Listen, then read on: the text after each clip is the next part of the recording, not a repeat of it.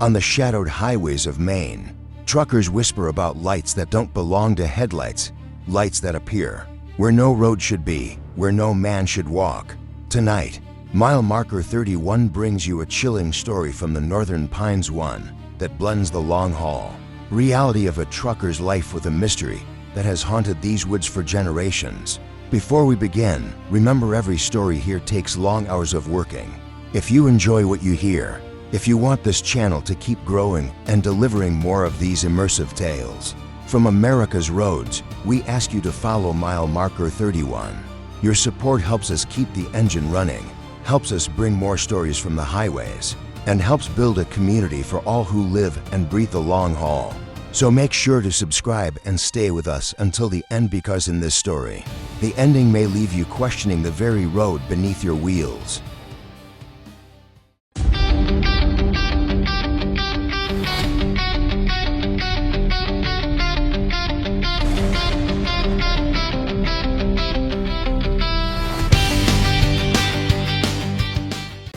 Chapter 1. The Long Haul into Maine. The night started like so many others, rolling out of Boston with a full trailer and a deadline that left no room for dawdling. The load was bound for a paper mill deep in the heart of Maine, past the little border towns most people have never heard of. Route 201. Truckers call it the Old Canada Road. It winds through black pine forests, hugging the Kennebec River like a serpent. And by the time you cross into Maine, the silence settles on your shoulders like a weight. The highway north of Augusta felt endless, the kind of stretch where headlights seemed swallowed whole, leaving the pavement looking like a ribbon vanishing into the dark. Maine in the fall was a different kind of cold, damp, biting, the kind that crawled under your jacket no matter how high you pulled the zipper. A light mist rolled in off the river, carrying the smell of wet pine and the faint metallic tang of old logging machinery rusting out in the woods. The CB radio was alive that night, not with conversation, but with half static, half chatter, truckers swapping weather updates, a little banter, the kind of lonely company that made a cab feel less like a coffin on wheels. But mixed in with it, every so often, came a sound I couldn't pin down. Not words, exactly. More like a burst of signal scrambled into tones. One moment, clear voices talking about frost on the road near Skowhegan. The next, something that didn't belong. A distortion, sharp enough to raise the hair on the back of my neck. The logbook showed hours left to burn, no choice but to press on. Fuel was topped off back in Augusta. The thermos was hot with bitter coffee, and the road ahead was mine. But mile by mile, the traffic thinned until I felt like the only set of headlights left alive in the entire state. No taillights, no oncoming rigs, not even a stray car. Just me, the Kennebec River glinting pale beside me, and trees crowding so close to the shoulder that they leaned into the lane like spectators. That's when I caught the first glimpse of movement. At first, I chalked it up to the usual night tricks. The way a tree stump could look like a man, or how fog swirled into shapes that dissolved the moment you blinked. But this was different. The headlights caught something darting between the pines, too fast for deer, too solid for smoke. Just long enough to make me sit forward, gripping the wheel tighter, heart climbing a notch. I reached for the CB mic, thumb brushing the button. Breaker 19. Anyone northbound on the 201 tonight? My voice cracked with a little too much edge. Silence. Static hissed back at me. Then, a click. Just one. No words, no laugh, no voice. Just a click, like someone acknowledging but choosing not to speak. The road climbed toward Bingham, the grade pulling at the engine. Trees thickened, and the fog grew denser, weaving between the trunks like it had a mind of its own. My eyes flicked from the road to the mirrors.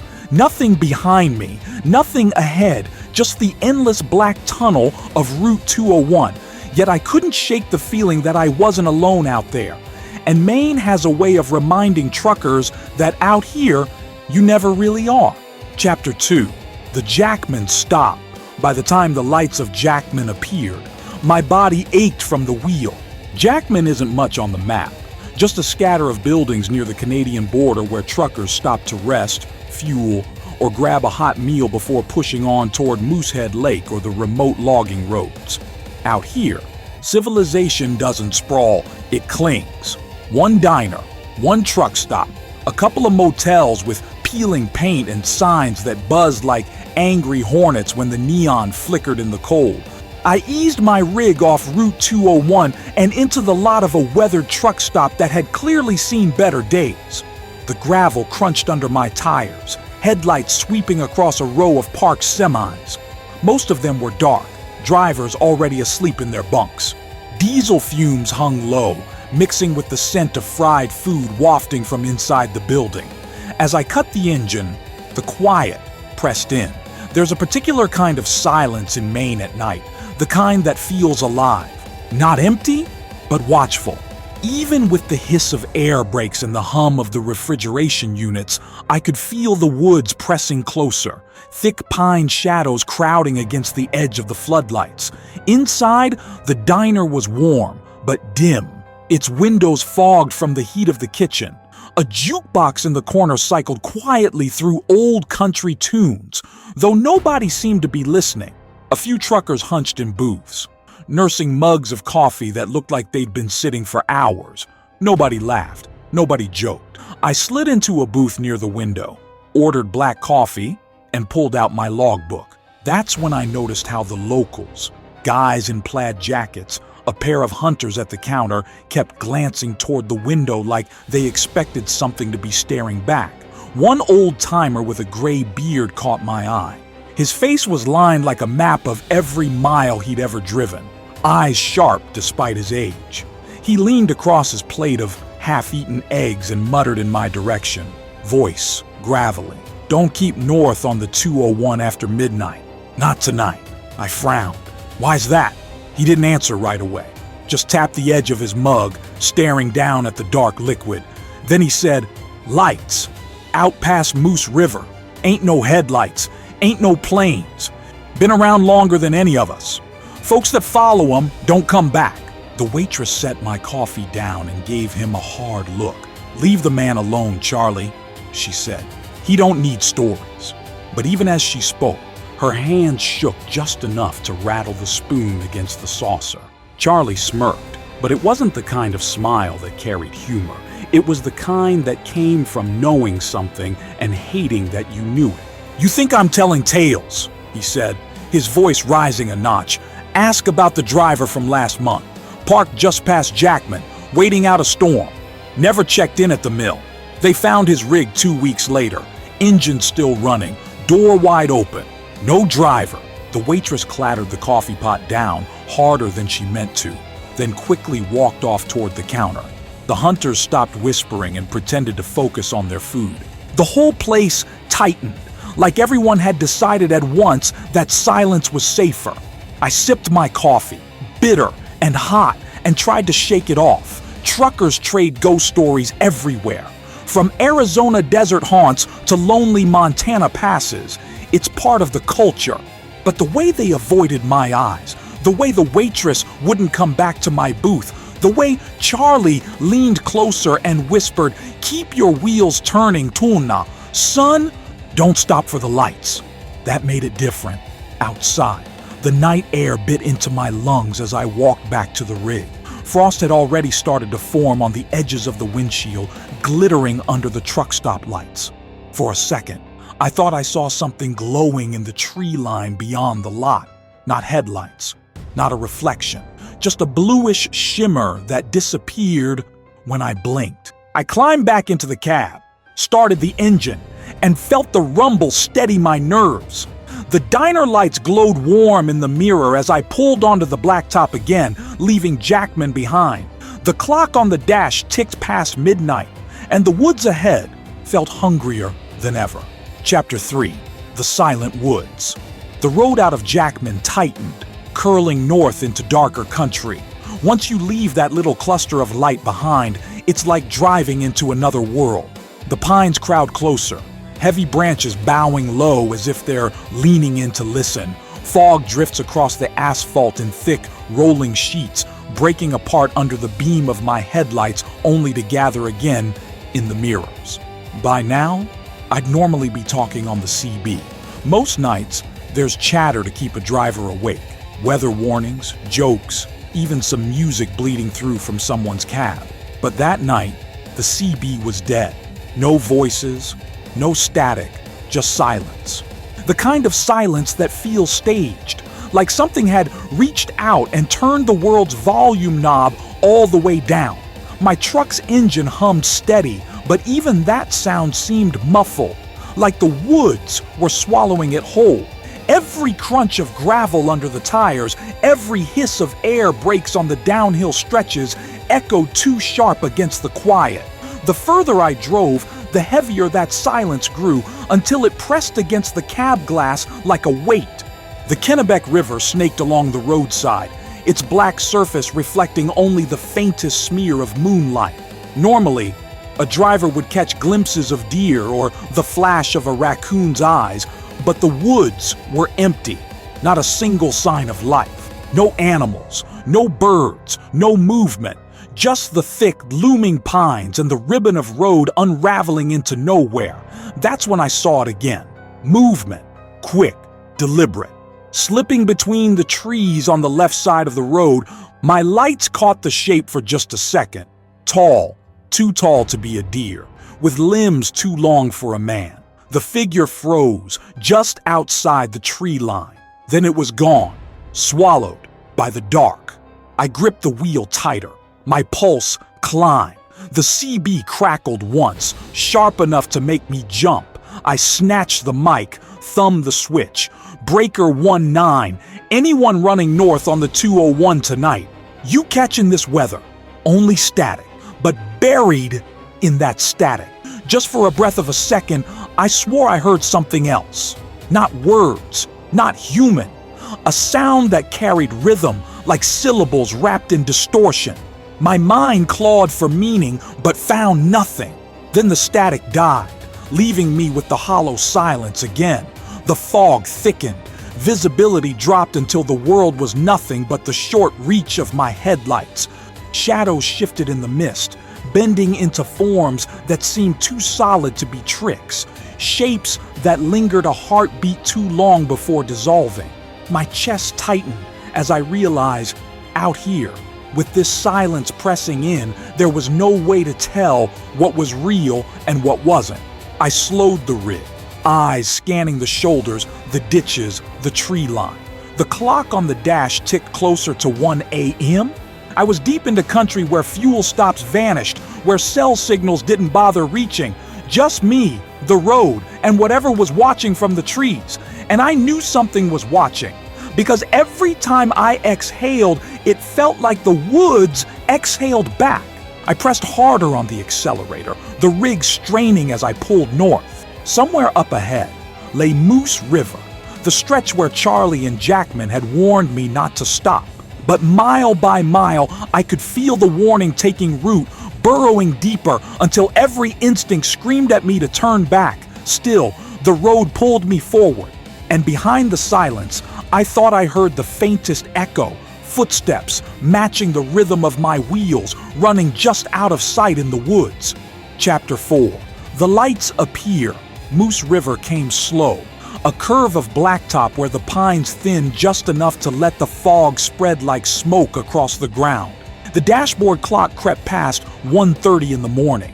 My eyes burned from the strain, my jaw tight from clenching down on every mile. The silence hadn't lifted. If anything, it had deepened, like the world itself was holding its breath. Then it happened. At first, I thought it was another rig coming southbound, a set of headlights appearing faint in the fog. But as I squinted into the dark, the beams didn't line up. They weren't coming from the road. They hovered just above the ditch line, two bluish-white orbs drifting across the shoulder as smooth as water. I eased off the accelerator, heart hammering, breath stuck halfway between inhale and exhale. The lights moved slow, deliberate, almost curious. They weren't beams. There was no flare, no cone stretching out like a headlight's throw. They were spheres, glowing from within, pulsing faintly as if they had a heartbeat. One drifted out onto the asphalt. My rig's headlights washed over it, but the light didn't change. It stayed solid, a glowing sphere about the size of a basketball, floating a few feet off the ground. The other hovered near the tree line, weaving between the fog curls like it was testing me. Every instinct screamed to keep moving, but my foot froze over the pedal. For a moment, the highway felt less like a road and more like a stage, and I was the only actor under a spotlight. The CB snapped alive, loud enough to make me jolt. Static roared, then cleared into a single voice. A man, ragged, panicked. "Don't stop! Don't you stop!" Then nothing, just dead air. The lights pulsed brighter, as if answering the transmission. I forced my foot down. The rig lurched forward, tires spitting gravel from the shoulder as I pulled back onto the center line. The lights didn't scatter. They followed. One slipped alongside the trailer, gliding with impossible smoothness, while the other hovered in front of me like it was leading the way. I gripped the wheel, sweat slicking my palms.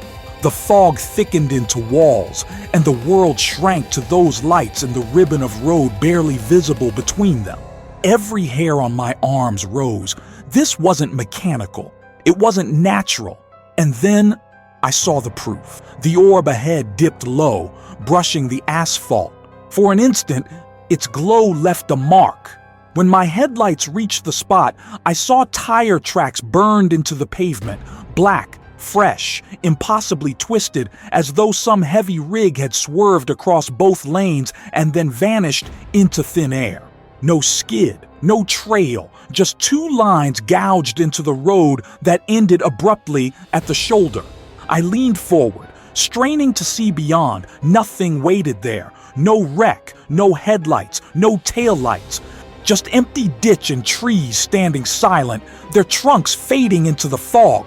The lights pulsed again. The CB crackled, spitting out fragments, overlapping voices, hundreds of them, whispering too fast, too layered to understand. Men, women, some crying, some calling names. For a moment, I thought I heard my own name in the mix. Then it all cut off in a snap, leaving only the hum of the tires on the blacktop. I wanted to stop. I wanted to throw open the cab door, step down onto the asphalt, and just look at them. The pull was that strong, like gravity, like something in my chest was tethered to those lights. My hands even twitched toward the brakes. But then I remembered the old man in Jackman. "Keep your wheels turning, son. Don't stop for the lights."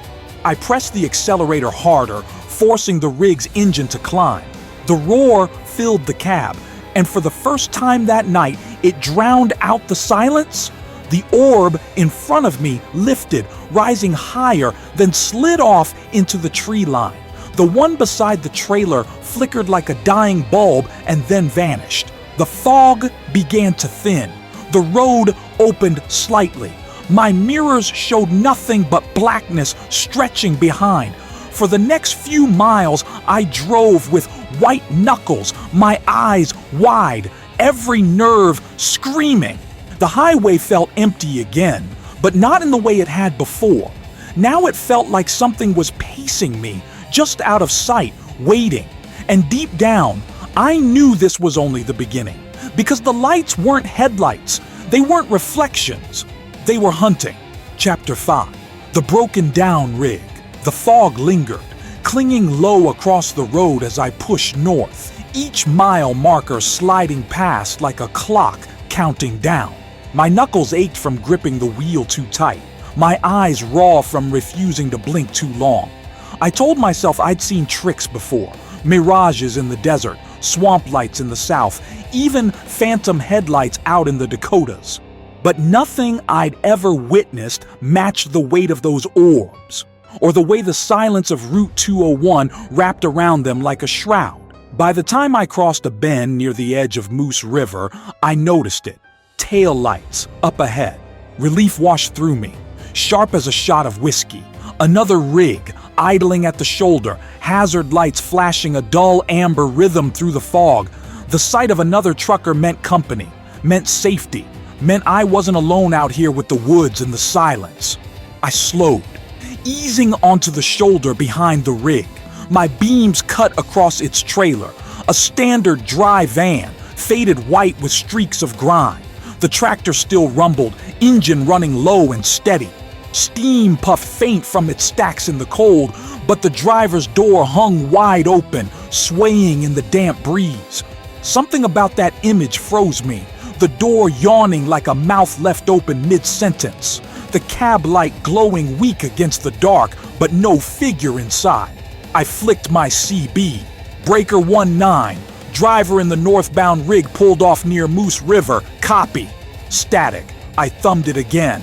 You got trouble. Driver, you need a hand. Nothing. Just the hiss of dead air.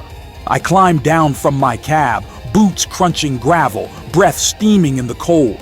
The air was heavier here, thick with the resin scent of pine and the faint iron tang of something else. Metal, sharp, and bitter, like blood on the air. The fog hung tighter, muting sound, turning each footstep into something swallowed whole by the night. The closer I got, the more wrong it felt. The cab was empty, papers scattered on the seat, a half-empty thermos rolling in the cup holder, engine idling steady, like its owner had just stepped out for a moment, but the driver was gone. I lowered my gaze. That's when I saw them. Boot prints, fresh, pressed deep into the damp shoulder mud. They trailed away from the truck, cutting a straight line toward the tree line. No stagger, no hesitation, just a purposeful march directly into the woods. And they didn't come back. The hair on my arms stood on end. Every instinct screamed that I shouldn't follow, but my eyes traced those prints until they vanished into the black curtain of pines. The fog swirled thick at their base, glowing faintly as though it had caught some hidden light. Behind me, my rig idled with a steady hum, its lights casting long shadows across the abandoned truck. For a moment, I was caught between choices: step into those woods or climb back into my cab and pretend I'd never seen any of it. That's when the CB inside the empty rig squawked, loud, sudden. I spun toward it. From the open cab door came a burst of static, then a voice, strained, hoarse, desperate. They're here. The words crackled, then dissolved into static again. I backed up slow, heart hammering against my ribs, eyes locked on that open cab door. Nothing moved, nothing shifted, just the drone of the idling engine and the fog seeping deeper around us. I stumbled back to my own truck, climbed in, slammed the door. My hands shook as I jammed the shifter into gear, pulling back onto the road. In my mirrors, the other rig sat lonely, hazards blinking like a heartbeat in the mist. The open door still gaped wide. The boot print still led into the trees, and as I accelerated, I swore I saw something at the tree line. A glow, pale, pulsing, watching me go. For the next 20 miles, I didn't touch the CB. I didn't glance at the mirrors. I kept my eyes pinned to the road and the white line ahead, whispering under my breath the words Charlie had told me back in Jackman. Keep your wheels turning. Don't stop for the lights. But the question ate at me with every mile. What happens when they make you stop? Chapter 6. The Pursuit. The road out of Moose River narrowed, bending and twisting through walls of pine so tall they shut out the stars. I'd been on lonely stretches before, but never like this. The silence wasn't just absence. It was presence. It felt like the woods themselves were waiting, watching. The glow of the abandoned rig still burned in my mirrors, hazards pulsing like a heartbeat until the fog swallowed it whole. I pressed harder on the throttle, urging the engine to climb, telling myself distance would keep me safe. But the feeling in my gut said different. A shiver rolled down my spine as the dashboard lit up, first one warning, then another. Oil pressure flickered. Battery light flared. Then the check engine warning blazed red across the console. My rig had just been serviced outside Boston. Nothing should have been wrong. But suddenly the gauges spun like a roulette wheel, needles twitching madly before freezing dead. "Not now," I muttered, slamming my palm against the dash. The headlights flickered, then steadied, then dimmed again, casting the asphalt in weak, sputtering beams. And that's when they came back, the orbs. They slid out of the tree line as if pulled by invisible strings. 2, then 3, then more. Glowing spheres of bluish-white light weaving silently across the blacktop. My cab filled with that cold glow, bleeding through the windshield as if the glass wasn't even there. One hovered just above the hood. Another drifted alongside the driver's window, close enough that I could almost reach out and touch it. The engine coughed. The rig shuddered. Warning buzzers screeched as if every system was failing at once. I mashed the accelerator. RPM screamed, tires howled, but the truck barely climbed past 40.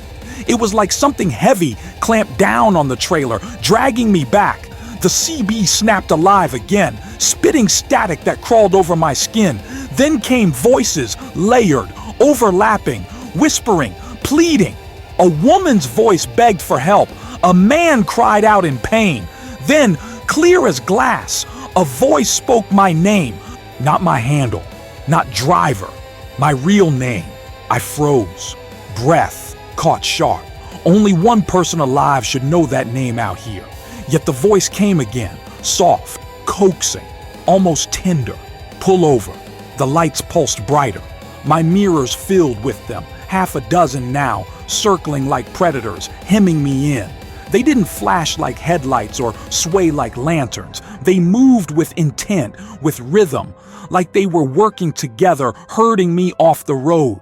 The logging road appeared on the right, barely more than a dirt cut swallowed in fog. The orb ahead dipped low, hovering over the turn like it was marking the way. The wheel fought me, pulling right, steering itself toward that road. I gritted my teeth, fought back with both hands. The cab filled with whispers, too many voices to count, all of them rising into a frantic chorus.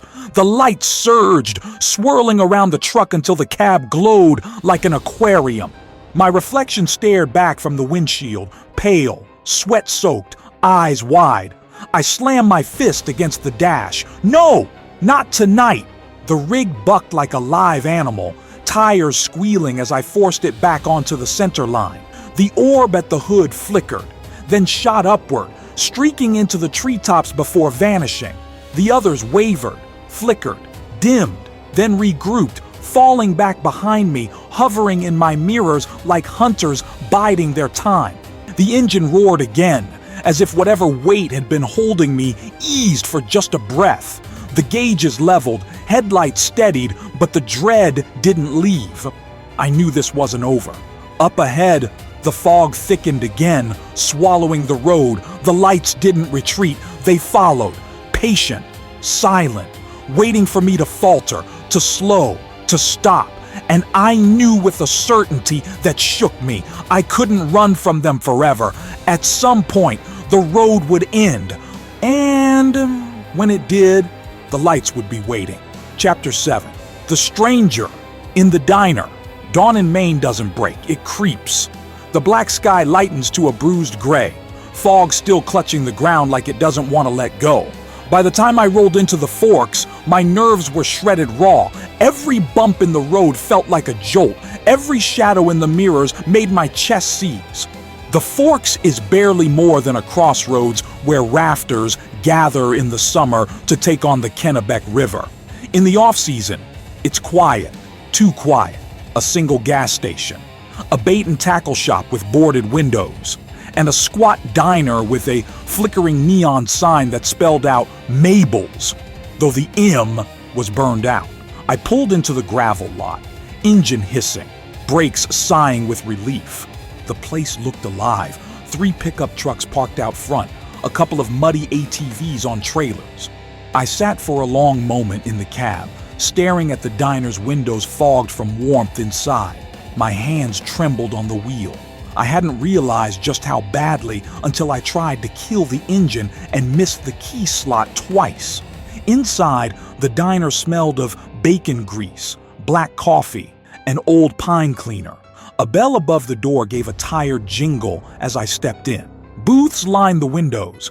A counter stretched the length of the room, and behind it a waitress in her 50s moved with the sharpness of someone who'd been up since 4. The chatter was hushed. 3 locals in flannel sat at one booth, talking low. A man in a Carhartt jacket sipped coffee at the counter, eyes on the steam rising from his mug. Nobody laughed. Nobody lifted their gaze. I slid into a booth by the far wall. The vinyl squeaked under my weight, cold from the night air still clinging to my clothes. The waitress came over, pad in hand. "Coffee?" she asked. I nodded. "Strong." She poured from a pot, the smell hitting me like medicine. I drank half the mug before she even walked away.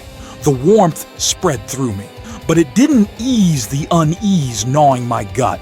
That's when he spoke. The man at the counter. Gray hair slicked back, face like old leather, the kind of man who'd spent decades outdoors. He swiveled on his stool and fixed me with pale blue eyes that didn't blink enough. "You saw them, didn't you?" My throat tightened. "Saw what?" His lips tugged into a humorless smile. "The lights. Nobody comes through Jackman past midnight without seeing something. Not unless they're blessed or cursed. And from the look on you, I'd say it ain't the first one." The chatter in the booth behind me went silent. The waitress paused mid-step, eyes flicking toward the old man like she wanted to shut him up but didn't dare. He slid off the stool, mug in hand, and walked over to my booth, sat down across from me without asking. His presence filled the space like smoke. "Folks call me Harlan," he said. "Been running these roads longer than you've been alive. I've seen the lights more times than I care to count. Lost men to them, too. Good men." I didn't answer, just waited. He leaned in, voice low. "They ain't new. Been here since before the paper mills, before the loggers. The Abenaki people told of spirits in the woods, watchers who led men astray. Said they were drawn to those who traveled alone. Said the lights fed on the loss." The waitress slammed plates down 2 booths over, loud enough to rattle. "Don't fill his head with your stories, Harlan." But her voice trembled. She didn't look our way. Harlan's gaze never left mine. "Last year, a driver pulled off by Moose River, same stretch you just came through. They found his rig 2 weeks later, still idling, just like the one you passed last night." My stomach dropped. "Boot prints?" I asked before I realized I'd spoken. He nodded, slow, straight into the trees. "Never came back out."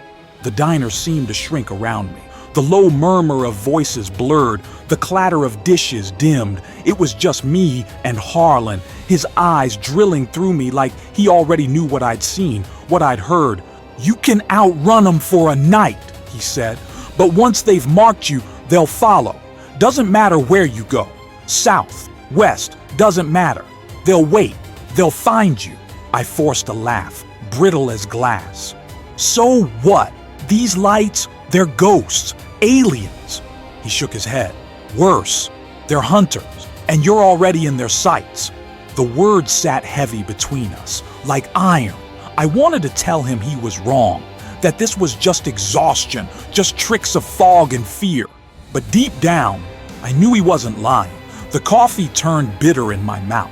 I stared out the window, into the pale dawn fog rising off the Kennebec. For a moment, I thought I saw it again. A faint glow between the trees, pulsing like a slow heartbeat. Harlan slid out of the booth and walked back to the counter. The locals resumed their quiet chatter. The waitress banged plates around harder than she needed to, but the truth had already settled in my chest. This wasn't over.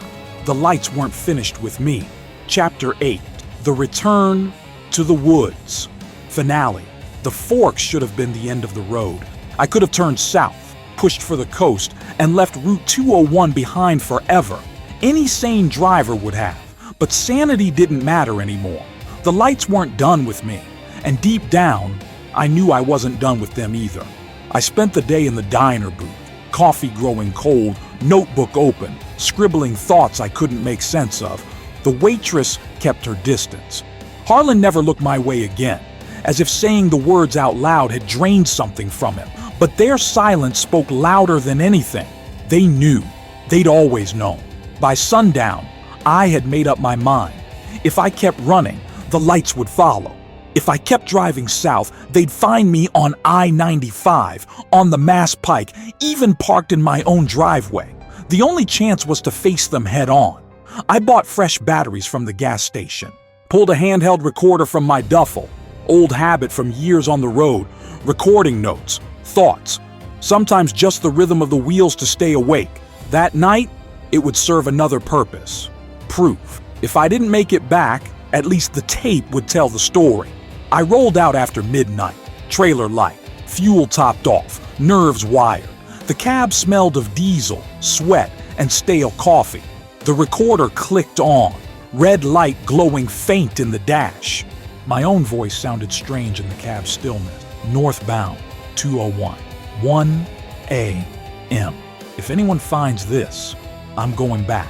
The road swallowed me fast. The fog was heavier than the night before, thick as wool, twisting around the beams of my headlights until the world shrank to 30 feet of gray tunnel. The trees leaned closer, their black trunks disappearing into the mist. The Kennebec River ran dark beside me, surfeit like glass. For 20 miles, nothing happened. Just the hum of tires, the groan of gears, my heartbeat pounding too loud in my ears. I almost convinced myself it had been a dream. Sleep deprivation, nerves, imagination gone wild. Then the CB crackled, soft at first, like fingers brushing sandpaper. Then the whispers began, layered, overlapping, dozens of voices speaking at once. My name again, clear this time, repeated in male and female voices, rising and falling in a chant that made the glass vibrate. The fog ahead split, and the lights appeared.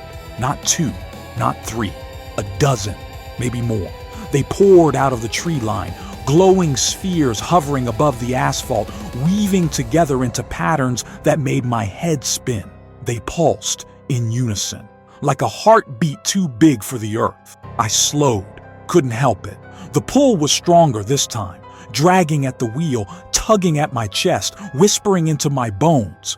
My recorder hissed and popped, then filled with the sound of voices pleading, crying, screaming. Some sounded like truckers I'd known. Some sounded like family long gone. The lights surrounded me, closing in tight until my cab glowed cold, shadows stretching impossibly long across the dash. I pressed the accelerator, but the truck groaned like it was chained in place.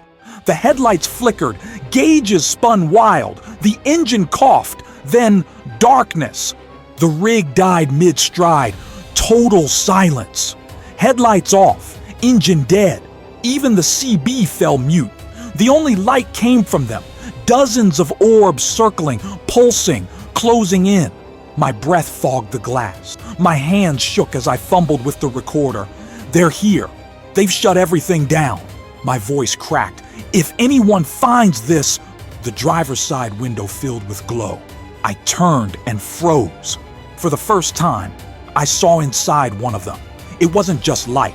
It was an eye, vast, lidless, glowing with pale fire. The kind of eye that had watched men before there were roads, before there were trucks, before there was even a name for Maine. The whispering voices rose to a scream. The lights surged forward. Glass rattled, metal bent, the cab filled with blinding brilliance. I covered my face, shouting into the recorder, "They're not lights, they're—" The rest dissolved into static. Days later, troopers found my rig on Route 201. Engine dead, trailer intact, cab door hanging open, no driver. The recorder sat on the passenger seat, tape still spinning, last words buried in static.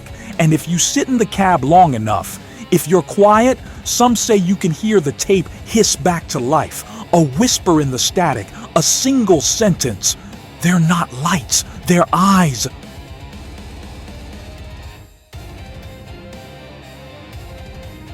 This has been another Mile Marker 31 story, born from the lonely roads and whispered legends of America's highways. If you felt the chill of the Maine woods tonight, If the story carried you into that fog and left you breathless, remember your support keeps this channel alive. Follow, share, and stay with us. Because the road is long, the night is dark, and there are always more stories waiting just past the headlights. And sometimes, those stories are watching you.